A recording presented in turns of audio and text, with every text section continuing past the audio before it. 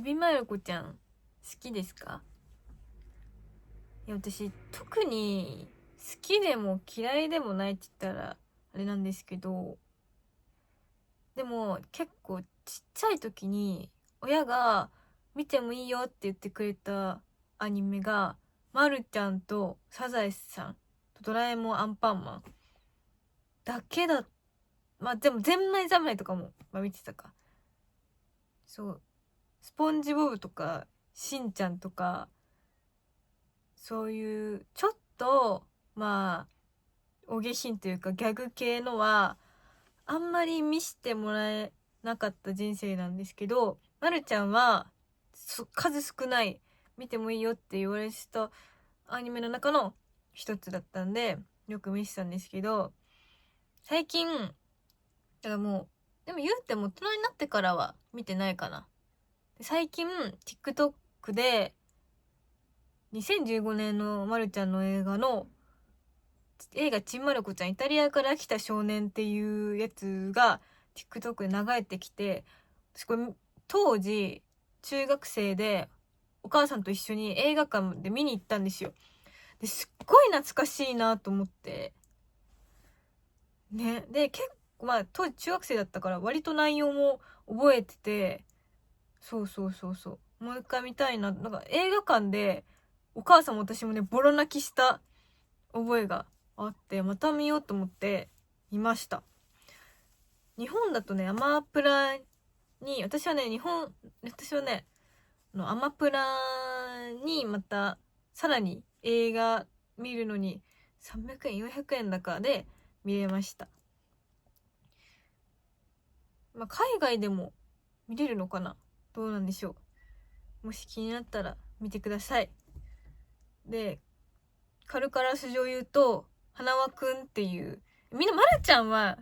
ちょっとある程度みんな知ってる前提で話を進めさせていただくんですけど、花輪くんっていうまるちゃん小学3年生で、そのクラスメートでめっちゃ金持ちの子がいるんだけど、その子の家に外国から留学生が6人来るんですよ。でもう花輪くんちめっちゃ金持ちだから、その留学生のウェルカムパーティーでまるちゃんとたまちゃんとみんなクラスメイトも来て、そのウェルカムパーティーをやるの。すごい、それもなんか立食パーティーみたいな、すっごいお寿司もあって、いろいろもうビュッフェみたいな感じのやつで、いいな、うまそうだと思って見てましたでそこでイタリアから来たねアンドレアくんっていう子がすごいマルコのこと気に入るんですよ。でも絶対マルコの家にホームステイしたいって言い出すんですね。その花輪くんちってもうめっちゃ豪華だから、その留学生も花輪くんちにずっとホームステイしてるのもちょっとつまんないというか、日本の文化を学んでほしいからって言って、そのクラスメイトの子たちのその6家庭でも1人花輪くんの元仲良かった子その元々花輪くん家にホームステイするっていう感じなんだけど、あとの5人がそれぞれの誰かのお家にホームステイするってことで、ホームステイ先を決めるためのホームパーティーでもあったのね。でそれでイタリアから来たアンドレアくんがマルコのお家にホームステイしたいって言い出して、でマルコもマルコでさ、その見知らぬ男の子からさ、すごいマルコの家に泊まりたいみたいに言われて、ちょっと怖いというかちょっと嫌で、なんだけどもうその花輪くんのお家の執事の人がまるちゃん家に来て、いやーどうかアンドレアくんをまるちゃんの家にホームステイさせてくださいってね、頭下げに来るんですよ。でまるちゃんの家族、お母さんもお父さんもちょっと10日間ホームステイするっていう話だったけど、10日間はちょっと長くないかって、ちょっと何にもそんなねおもてなしすることもできないし荷が重いわみたいになっるんだけど、友蔵がね、まるちゃんのおじいちゃんが、お父さんのお父さんなのかな、まる子のお父さんのお父さんのおじいちゃん、めっちゃね、孫に甘いおじいちゃんなんだけど、おじいちゃんが、よし、この友蔵が、もうアンドレアくんを、もうあんなりとおもてなししますってなって、もう友蔵の鶴の一声で、結局アンドレアくんがね、マルコの家にホームステイすることになって、で、アンドレアくんが日本に来た理由が、会いたい人がいて、その人に会いたいから奔走するっていうお話ですね。はい、ここまではね、ウィキペディアとか、公式サイトに載ってたあらすじなんでネタバレはないんですけど、ここからネタバレありの感想を言わせていただきます。見たくない人は、飛ばしてください。5秒数えますよ。1、2、3、4、5。はい。じゃあ、ここからネタバレありの感想を話します。みんな、ちゃんと飛んだ？大丈夫？もういいね？もう、10年前の映画だから、ネタバレチャンネルしちゃうからね。本当にいい？行くよ？はい。で、この映画は10年前のなんで、まあ、最後にまるちゃん見たのがおそらく成人前だから、懐かしいし、当時は、なんて言うんだろう。当時は、その、アンドレアくんが結局イタリアに帰るってなった時に、まあ、泣いた記憶があるけど、当時とはね、またちょっと違った感想を持ちましたね。いや、まず、前半部分は笑い要素強めで、インドから来たこと、ハワイから来たこと、野口さんっていう、ちょっとね、なんていうの、クックックってある。ちょっと、なんていうのかな、変わった子がいるんだけど、めっちゃおもろいね、あの人がね。野口さんが好きでした。やっぱね、あと、花輪くんの家がもう、特大のお金持ちで、まあ、ちびまる子ちゃんって桜ももこさんが書いてるんだけど、その実際の自分をモデルにしたお話してるけど、さすがに花輪くんは話持ってるでしょってか、本当に花輪くんっていたのかな、その桜先生のお周りに。そうなの、すっごい金持ちすぎて、いやびっくりしたね。すごいね。改めて見るとびっくりするぐらい金持ちだった。いやでも最初のホームパーティーでアンドレアくんがマルコの家にホームステイしたいって言った時に、いやでも、まるちゃん、受け入れてあげなよって正直思って、こんなに、なんか、ホームステイしたいって言ってくれたらやっぱいい経験にもなると思うしさ、それはもう、ババアからのクソ老害からの意見なんですけど、いや、まるちゃんもいい思い出になるから受け入れてあげなよとは思っちゃったね。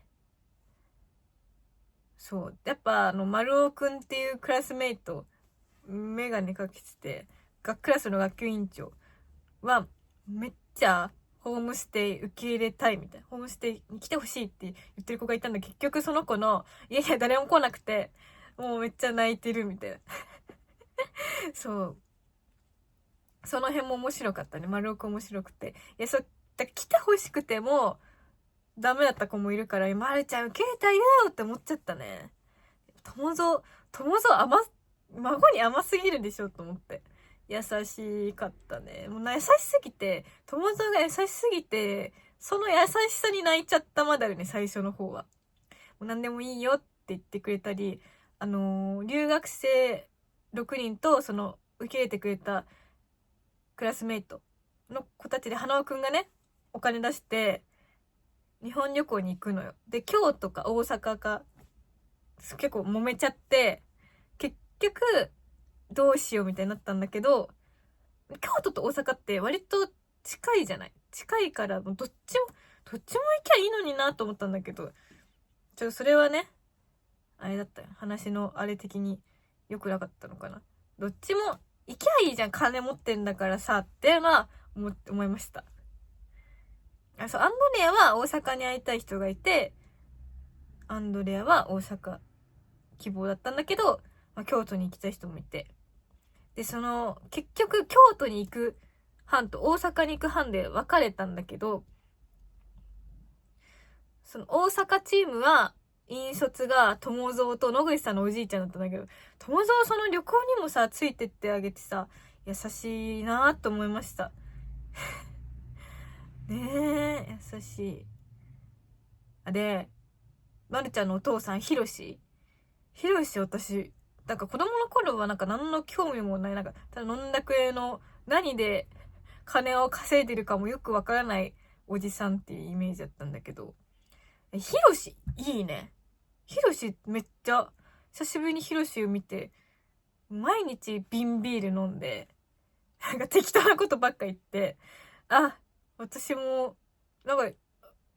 いな、ちょっと憧れちゃいましたね。そういう生き方をしたいなというか、毎日飲んだくれて羨ましいなと思って。なんか何してるかわかんないおじさんってめっちゃおもろくないと思って、子供の頃よりヒロシが、ちょっとね、我ながらツボでいろいろ笑っちゃいました。で、今回ちょっと残念だなって思ったのは、お姉ちゃんがね、まるちゃんのお姉ちゃんが今回の映画でめっちゃ影薄くて、なんか、なんていうの、必要な説明的なところでなんかこう説明、なんとか、なんていうのかな、説明的な役割が多かったというか、ちょっとお姉ちゃんあんま出てこなかったの悲しかったね。で、途中で音楽の授業があるんだけど、音楽の授業で先生が、すみません、これはお笑いのシーンとかなんかなんでもないんだけど、留学生が来たので、留学生の皆さんで、歌を作ってくださいみたいになんか言われるの、留学生が。で、まあ留学生も日本語めっちゃベラベラで、いや、そんな喋れるわけないやろって感じなんだけど、留学生は小学5年生って言ったから、まるちゃんに2個上なんだけど、すっごい日本語上手で、音楽の先生が、お前ら曲作れって言って、で、まあ、歌詞はこう、ポンポン出てきたんだけど、じゃあ、この歌詞に曲をつけましょう。で、この中に誰か曲を作れる人はいますかって言って、誰もさ、手挙げなかったの。そんなんさ、パッと作れるのなんてもう天才児じゃん、そんな、小学生で。で、誰も手挙げなくて、そしたら先生が、ちょっと残念そうな顔して、で、それではまあ、来週までに曲を作ってきてください。でも全部生徒に全丸投げ。そんな先生いるのと思って。厳しすぎるやろと思って。でもここは笑いのポイントでもなんでもなんか結構みんなシーンとか、ちょっと怒られたみたいなテンションで、クラスメイトが。みんな。それは、かわいそうだな。そういう時代だったのかな。時代的にもう別に厳しくてもいいみたいな感じだったのかわかんないけど、めっちゃ厳しくて厳しいと思いました。で、結局、なんか、留学生が、花輪くんのお家にホームステイしてた子がピアノ弾けて、その子が、なんか、メロディー作ってたんだけど、いや、留学生なんてさ、もっと、曲作るのは別にさ、日本じゃなくても母国でできるんだから、いろいろ体験して、もっといろんな体験してほしかったので、曲作る暇があったら、で、留学生も体育館の裏に放課後に集まって練習してんのよ、一生懸命。いやー、厳しいな、音楽の先生と思って。いやー、あれは、ちょっとね、真面目に練習してて偉いなと思いました。で、あと、別にちっちゃい時は何とも思ってなかったんだけど、たまちゃんのお父さんってめっちゃ変人だなって思いました。久しぶりに見たら。たまちゃん確かに可愛くて、そのお父さんがライカのカメラを持ってて、たまちゃんめっちゃ写真撮んのよ。バシャバシャバシャバシャ。いろんな場面でバシャバシャバシャ撮ってて。で、なんか、今って時も写真撮ったりしてて、いや、空気読めなさすぎるでしょ。まあ、それはね、お笑い。まあ、あはははって、たまちゃんも、ちょっと弾いてるって、人笑いって感じなんだけど、めっちゃこだわり強くて、で、アンドレアっていうね、まるちゃんのお家に、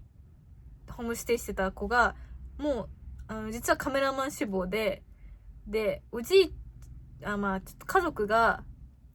ライカ持ってて、それで、たまちゃんのお父さんもライカ持ってるから、そのライカでちょっと、一枚撮らせてくださいってたまちゃんのお父さんに言うんだけど、すっごい渋るの。たまちゃんのお父さん、みたいな。嫌なんですけど、みたいな。なんか、ちょっともう、そのカメラにこだわりがある人、それ貸したくないだろうけど、なんかすごい、とか大事にさ、大事なカメラだからちょっと大切に扱ってねとか一言言えばいいのになんかすごい嫌そうで、そんなケチなんだなーって、ちょっと嫌な大人だなと思いました。あと、たまちゃんの家にも、香港から来た女の子がホームステイしてたんだけど、その子が帰る、10日間終わって最後空港帰るってなったら、最後昼食食べてたんだけど、たまちゃんもその留学生の子も二人とも箸が進まなくて、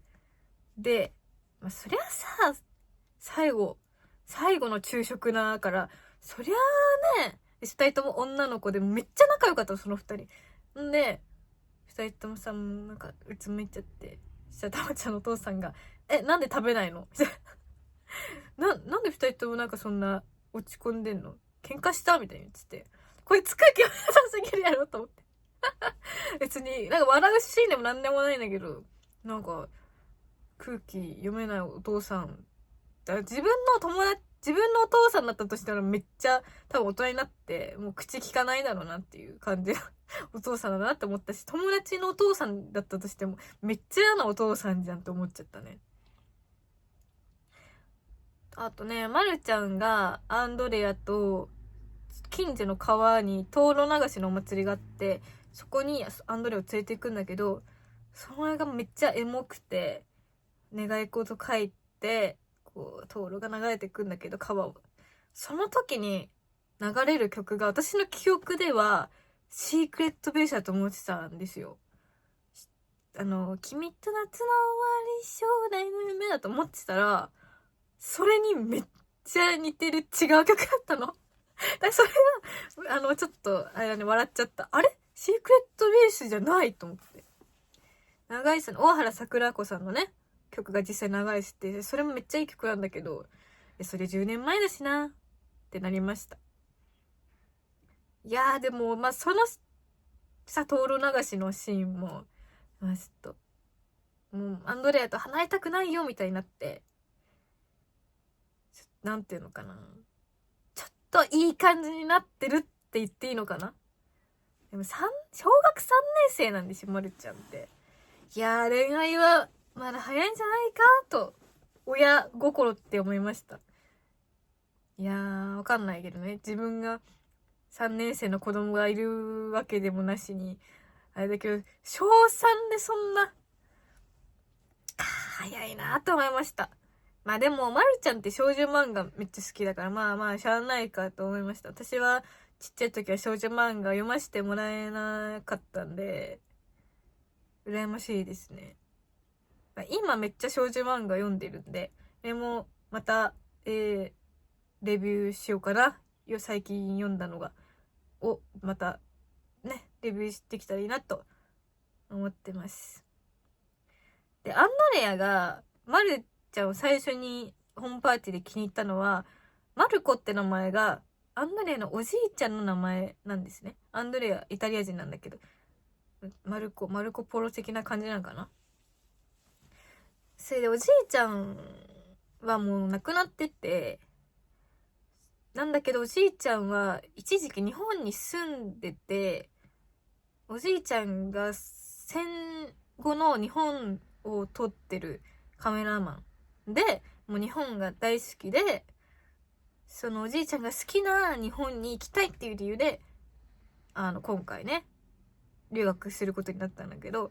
で、そのマンドリアが会いたいって言ってた人は、おじいちゃんの友達、おじいちゃんが日本に滞在してた時に仲良くなってた友達のお好み焼き屋さんの夫婦に、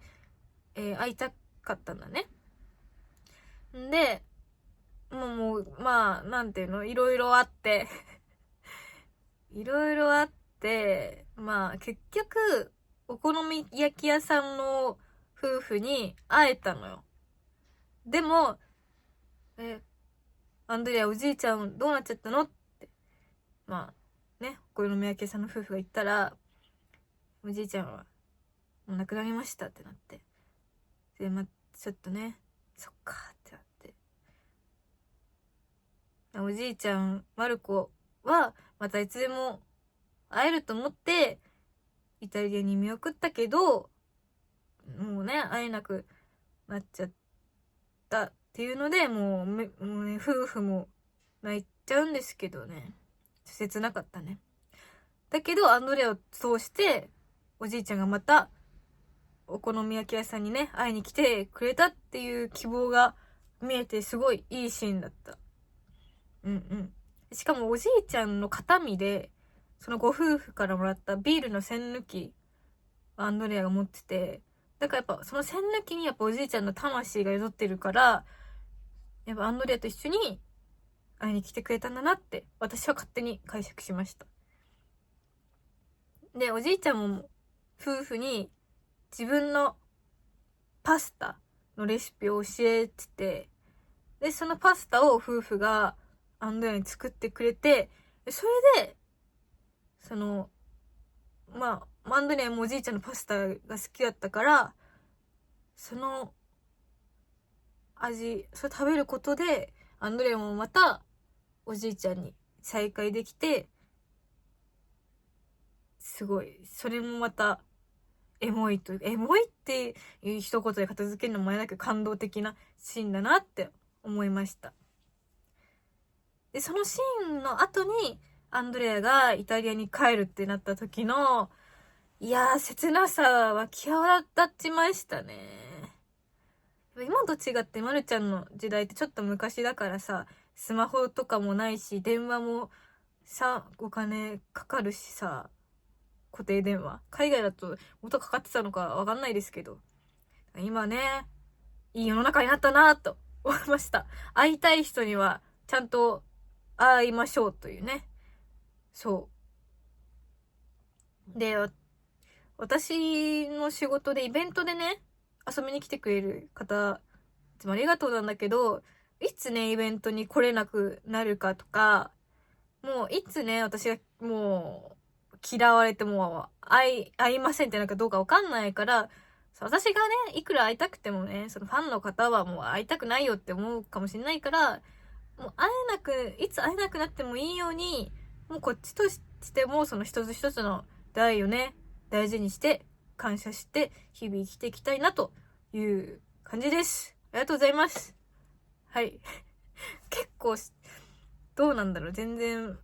まるちゃんのに興味ない方にはちょっとつまんない話だったかもしれないですけど、今週見た映画の感想でした。ちょっとね、私目のね、手術する前に割と、ちょっと映画に一時期ハマって、一時期っていうか1週間くらいだけどハマって、結構映画見てたんで、ね、目の手術がもう落ち着いて、もう1ヶ月経ったから、さすがに、まあ、映画、あんま目をね、酷使しすぎるなって先生に言われたから、あんまり見てなかったんだけど、ちょっとね、また映画いろいろ見たいなと思うので、みんなのおすすめの映画もぜひ教えてください。で、もしね、この話を聞いてね、まるちゃんの映画見たよって人がいたら、その感想もぜひ教えてください。それでは、今日も張り切っていきましょう。つぶつぶゆずゼ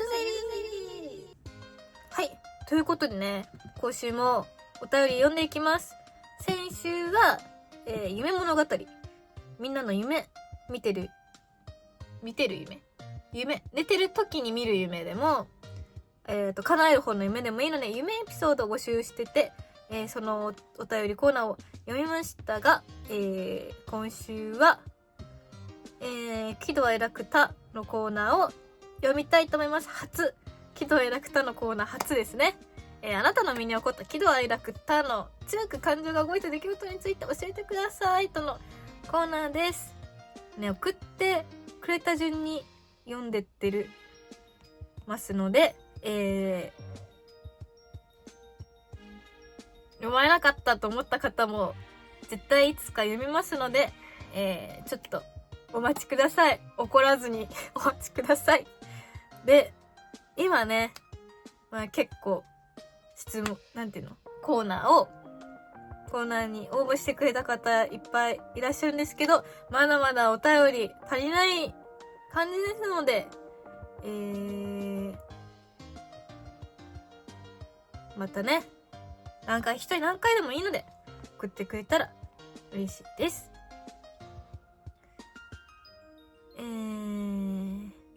ということでね、喜怒哀楽多の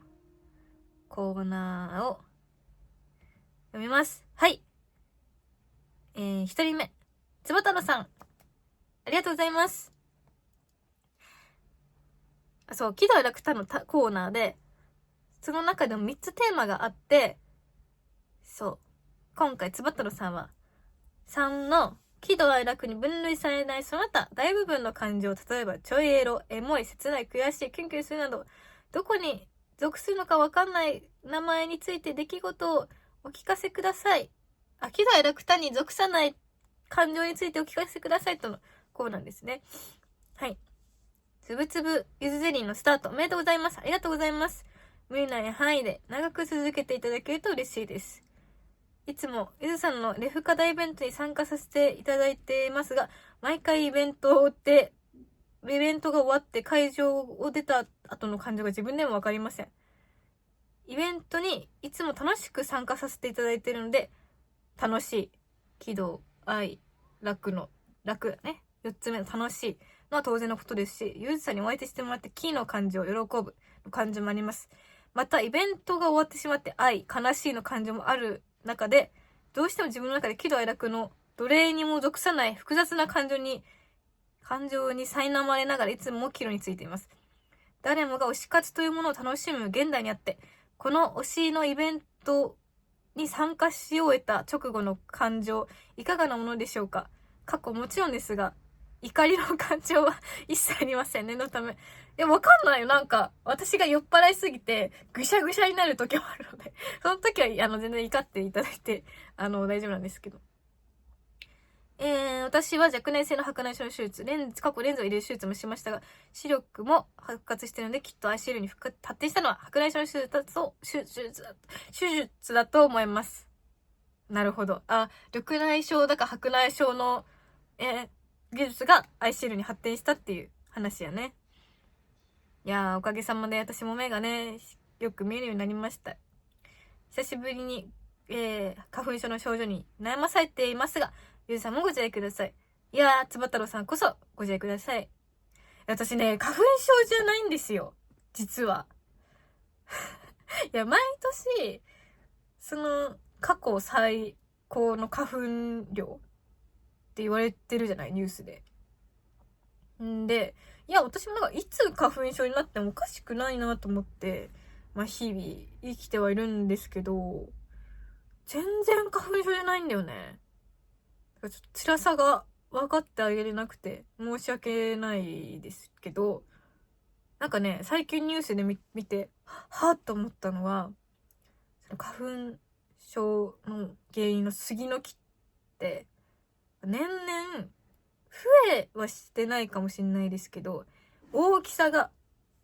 大きくなるじゃない。だから、大きくなるから出す花粉の量も増えて、だから毎年過去最高の花粉量になるっていうのをニュースで見て、なるほど、だから毎年過去最高の花粉量って言ってんだなと思って、そんな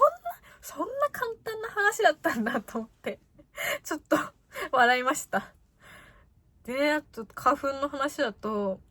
台湾語教室にね、私通ってるんですけど、台湾語の先生、めっちゃ花粉症らしくて、大変ですねって。でも台湾って日本よりあったかいから、台湾に帰った時の方が花粉って今大変なんじゃないですかって聞いたら、いや、台湾には杉の木があんまりないから、全然大丈夫だけど、日本に住み始めてから大変っていう話を聞いて、そうなんだと思って。だからもしね、海外から日本に来る方は、で、自分の国に杉の木ないよっていう人はみんな多分花粉の耐性が弱いのかな、わかんないですけど、人によって花粉の許容量みたいなのがあるらしくって、その域値を超えると、花粉症が発症してしまうっていう話で、誰しも花粉症になるポテンシャルがあるらしくって、でも多分許容量が杉の木がない地域の人だとそれが少ないんじゃないかなと勝手に私は思ったので、みんな日本に旅行に来る際はお気をつけください。で、話がね脱線してしまったんですけど、推し活で帰る時の感情か、私自身イベントの出役としての感情は、レフカナのイベントは自分の仕事の中で好きな仕事というか、嫌いな仕事があるみたいに言うと語弊があるかもしれないですけど、レフカナの仕事大好きなんで、終わって、バイオリンの練習したりとか、ゲストの人とのやりとりが楽しかったなっていう、もちろんやりきった感とか楽しかったなって気持ちもあるんだけど、確かに私も、もう終わっちゃって、2時間ちょいのイベントなんだけど、かなり終わっちゃってちょっと寂しいなっていう気持ちももちろんあるし、確かに、どれにも属さないね。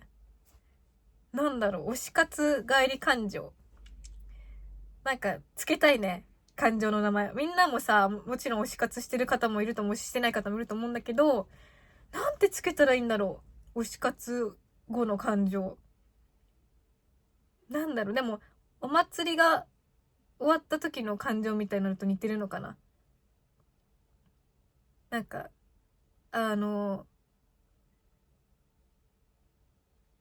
曲でさ、あの人、やばい、名前ど忘れした。ミセスグリーンアップルじゃなくて、なんだっけ。ユニゾンスクエアガーデンさんの、シュガーソングとビターステップの中で、2番でさ、ちょっと待って、調べるわ。祭り林のその後で、高ぶったままの人、泣き出してしまう人、多分同じだろう。でも、言葉にしようものなら、施設が極まれりっていう歌詞があるんだけど、その感情に、なんじゃないですかね。だから、ユニゾンも、言葉にしたら、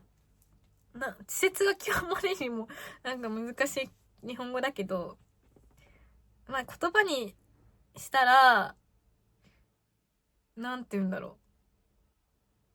しょうもないというか、言葉にしたら、趣がないみたいな感じだよね。でも、あえてね、名前つけたよね。言葉にして、稚拙極めたいよね。稚拙極めましょう。イベシーにする。イベシー、イベント。イベシーにしよう。きっとあれだよ。辞書に載るとしたら、イベリコ豚と、同じくらいのところに行くと思うんで、イベシーにしましょう。もっといいネーミングが思い浮かんだ方は、ぜひぜひ、Google フォームやコメントや Twitter でもいいので、教えてください。じゃあ次のお便り、行こうかな。結構ね、普通歌を送ってくれてる方も多くて、それも紹介したいね。はい。次、ラジオネーム、花丸さん。ありがとうございます。花丸さん、喜怒哀楽多のコーナー、ご応募ありがとうございます。はい。早速、お便り書いてみました。ありがとうございます。春になりそうかなと思ったら寒かったりと体調維持が大変ですね。ゆずさんもご自愛くださいね。みんなご自愛くださいねって言ってくれる。嬉しい。ありがとう。花丸さんもご自愛ください。今、モコモコのマフラーをまとって髪がモコってなってる女性の後ろ姿を見るとドキドキしてときめきます。マフラー。はい。初恋の時のようなエモい感じで、体がポッと暖かくなり、ニコニコになり、なんとも言えない気分になります。すごい。なんか日本語が素敵というか、詩的ですね。これは、木ですかね。それともフェチが絡んだり、もっと複雑な気持ちのような気もします。ゆずさんにとってフェチとは、それを見たときどんな気分になりますか？教えてくれたら嬉しいです。ラジオが好きなので、ポッドキャスト聞いてきます。嬉しい。ありがとうございます。いやー、なんか私、ラジオを始めるってなって、動いてるところが見れた方がいいのかなと思って、YouTube にね、投稿したりして、今んとこアナルティクスを見ると、YouTube が一番再生されてるんだけど、ポッドキャストも再生してくれる方も結構いらっしゃって、めちゃくちゃ嬉しいです。どのアプリで配信したらいいのか、ちょっと、こんなApple Podcast や、なんだっけ、Spotify Spotify Podcast で聞いてくれてる方もたくさんいらっしゃるようで、嬉しいですね。ありがとうございます。と、Amazon Music Podcast と、なんだっけ。それだけかなポッドキャストいろいろ3つに投稿してるんで、こんな3つも投稿して大丈夫かと思って、なんか意味あると思ったけど、この花丸さんがどの媒体で聞いてるかはちょっとわかんないですけど、ポッドキャストでね、ちゃんと配信してよかったなと思います。励みになります。ありがとうございます。モコモコのマフラーをまとって髪がモコってなってる人ってさ、ロングヘアじゃない？私ロングヘアで、今日はなんかもう坊主みたいな、一応ね、後ろにあるんですけど、ありますよ。もうなんか、冬にしか見れない女性の姿って可愛いよね。わかります。なんか上だけマフラーしてたり、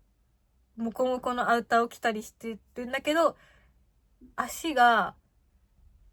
なんていうのかな。ロングブーツでもいいし、なんでもいいんだけど、足の太ももが見えてる服装っていうのかな。足が出てる服装の子を見ると、めっちゃ可愛いなと思うけど、自分は寒いので長ズボン履いちゃいますね。マフラーもこってなってるの確かに可愛いし、少女漫画とかで、制服の子がマフラーつけてるやつの髪がモコってなってるのを綺麗に描いてくれてるとすごい嬉しいなと思います。なんとも言えない気持ちになる。わかる。でも木だね。楽ではないね。これは気寄りだね。絶対。楽ではなくて、楽しいじゃなくて喜ぶ寄りだね。でも、フェチって性的な気持ちだけど、自分のフェチを見ると、やっぱり、ドキドキするけど、ドキドキする気持ちってさ、どっちかというと、嬉しいというか、喜びの感情に近いのかなと思うから、やっぱ木にまとめていい気もするぜ、私は。でも確かに、ただの木だけでもいろんな感情が内包されてて、めちゃくちゃいい話だなと思いました。ありがとうございます。ゆうさんにとってフェチとは？私のフェチってなんだろう？なんかさ、男性の外見をこういう人がタイプだって言うと、なんかちょっと誰かを傷つけかねない可能性もあるし、別にそんなに外見でこういう顔がいいとかあんまないんで、気持ちかな？気持ちが大事だよね。やっぱ、人間。自分が、なんかこう、やっぱ気合が人間大事だと思うして、自分は気合の人間だと思ってるんだけど、やっぱ男性が男性ってやっぱ強くあるべきみたいなとこやっぱあるけど、その中でも優しさがあると、優しい男性にやっぱキュンとしちゃいますね。はい。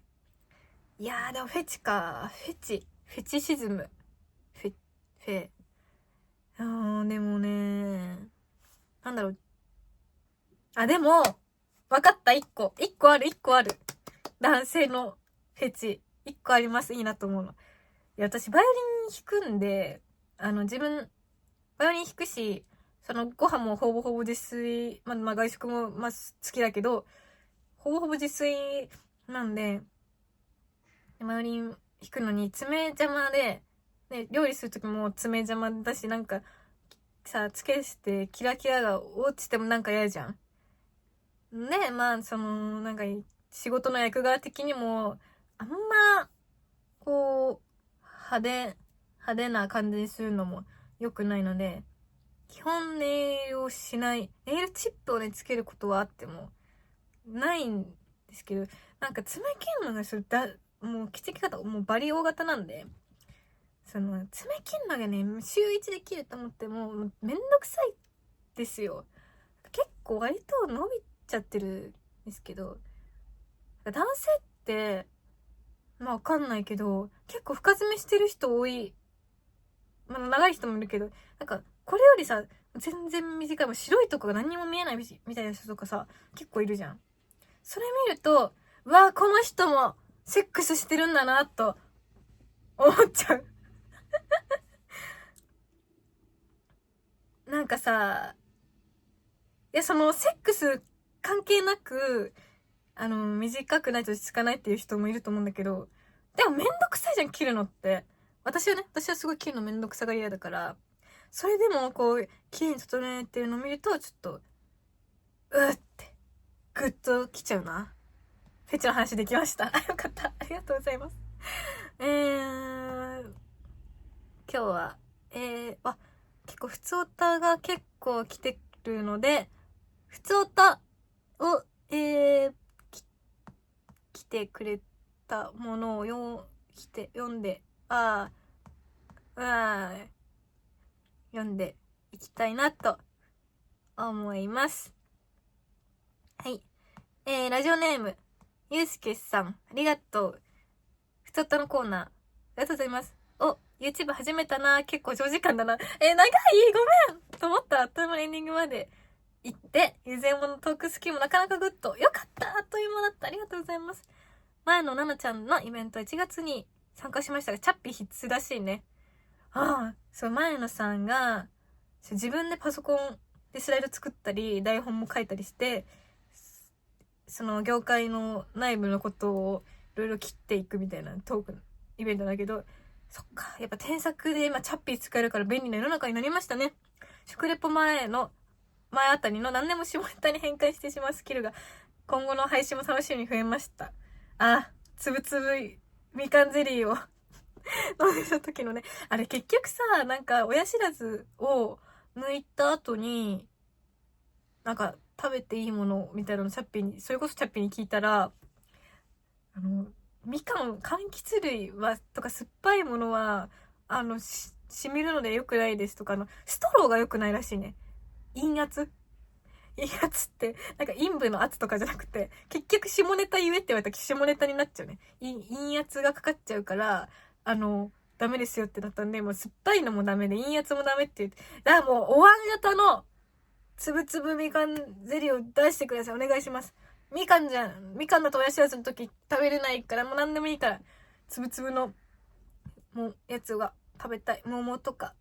ぶどうとか。あったよね。昔ね。サンキストのやつ。あれめっちゃ食べたいです。はい。じゃあ、続いての、ふつおた、花丸さん。さっきもマフラーの方ですね。ありがとうございます。はじめまして、Spotify で、はじめましてというか二度目ましてやけどね、今は。Spotify で聞いてくれてんのか。記念すべき第1回楽しく拝聴しました。ラジオずっと好きで、起きたら、ラジコを起動してスタート。一日中かけながら仕事したりご飯食べたり、夜はポッドキャスト聞いたりしてますよ。ラジコ派ね。ゆうさんの作品は以前よりいくつか購入させていただいていて、注目しておりました。嬉しい。また各コーナーもメッセージ書きます。ではまた聞きに行きます。Spotify では雑音聞こえてなかったし、お声は明瞭でしたよ。よかったです。ちょっとね、雑音が、今日もここの椅子とドアの取っ手のがガシャガシャ言ってるなと思ったんですけど、よかったです。綺麗に聞こえていたなら、またなんか雑音などなんかあったら教えてください。私もラジオ好きで、私はラジコって時々、結構長いじゃない？起動するのが長いのと、なんか、起動しろと思っても、あれエラーになりましたみたいな時もあって、ラジコっていうより YouTube をね、結構最近 YouTube でラジオ聞いてるんですけど、私も結構割とラジオと共に生きてて、ラジオかけながら筋トレしたり、ご飯食べたりしてるんで、なんか、そういう人に刺さったらいいなと思って始めたので、なんか嬉しいです。自分と同じ生き方やなと思って嬉しいでございます。そっか。だからラジオ聞いてるからさっきのお便りもなんかめっちゃいい感じのさ、文章力だったんだね。さすがだね。嬉しい。ありがとうございます。はい。じゃあ、今日最後。ラジオネーム、ぬるいみかんさん、ありがとうございます。ゾウタのコーナーで楽しく聞きました。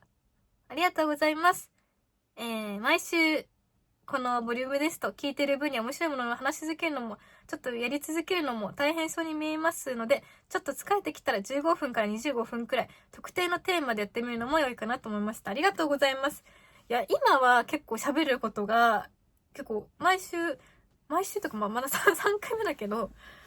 割と話すこともあったり、お便りも送ってくれてるネタがまだね、尽きてない。みんな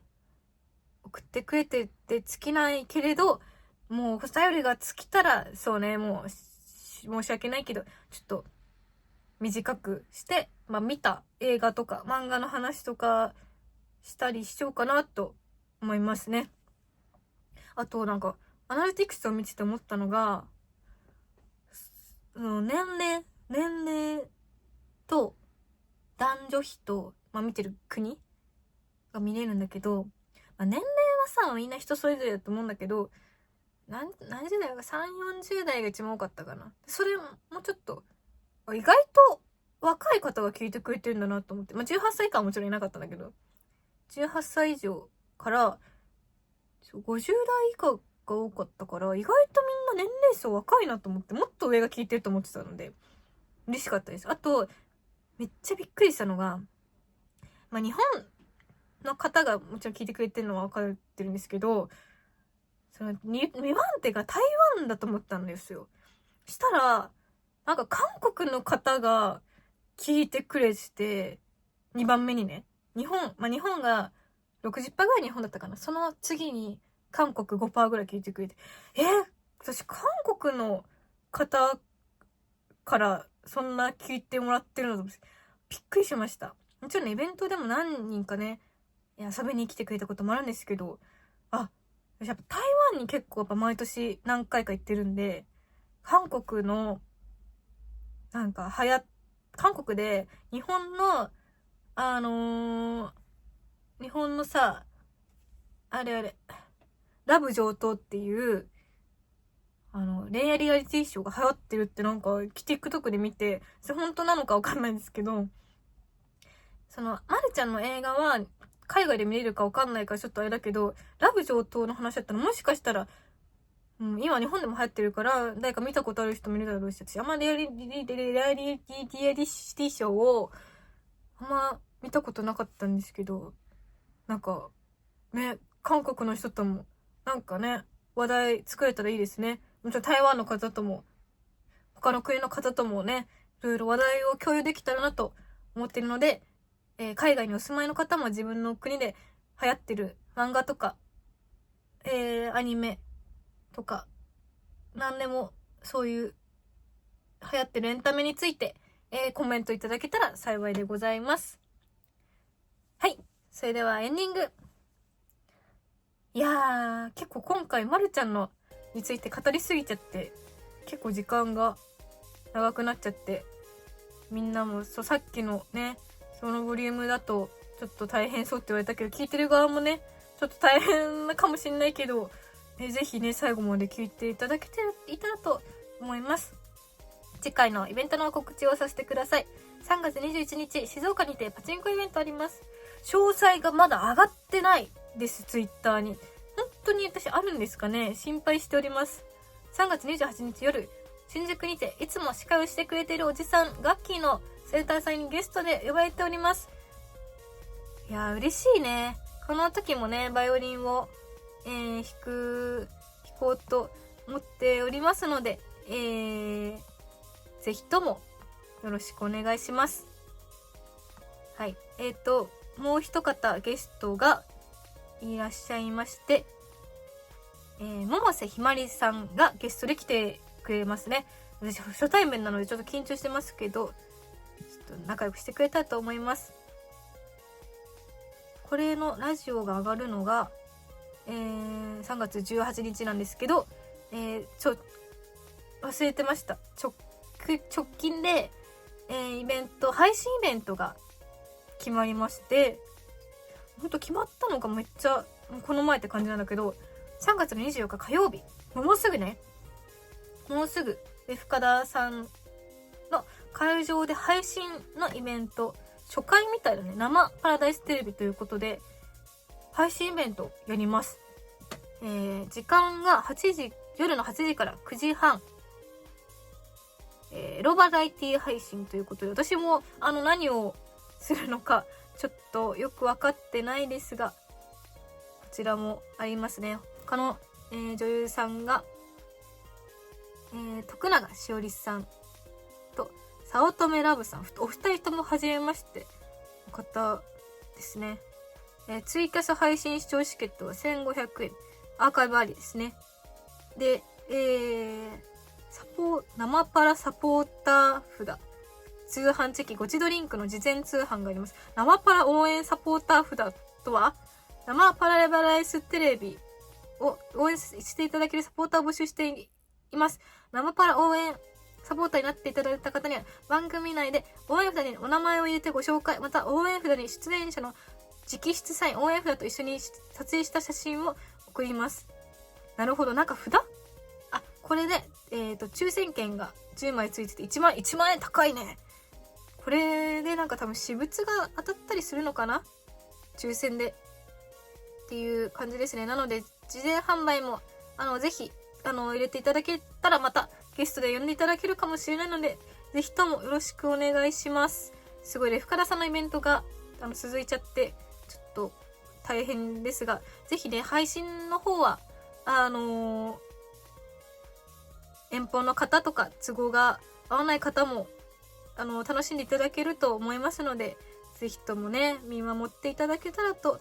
思います。楽器の方の今週じゃない、28日3月28日土曜日のガッキーの生誕祭は多分こ